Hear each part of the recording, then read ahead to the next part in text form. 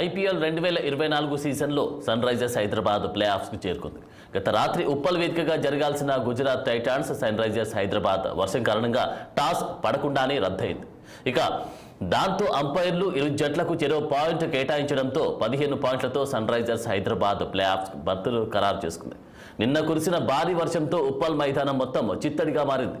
మైదానాన్ని కవర్లతో కప్పి ఉంచిన భారీ స్థాయిలో వర్షపు నీరు చేరింది.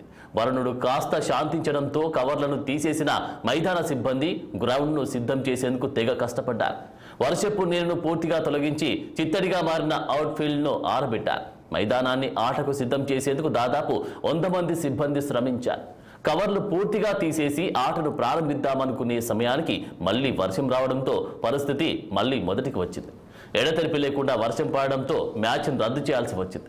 ఈ మ్యాచ్కు భారీ స్థాయిలో హాజరైన అభిమానులు వర్షం కారణంగా ఇబ్బంది పడ్డారు. అదేవిధంగా 4వ స్థానం కోసం సిఎస్కే, ఆర్సీబీ తలపడుతున్నాయి.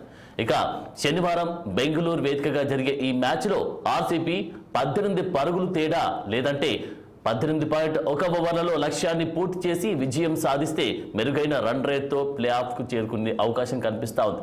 లేదంటే చెన్నై సూపర్ కింగ్స్ ముందడుగు వేస్తోంది.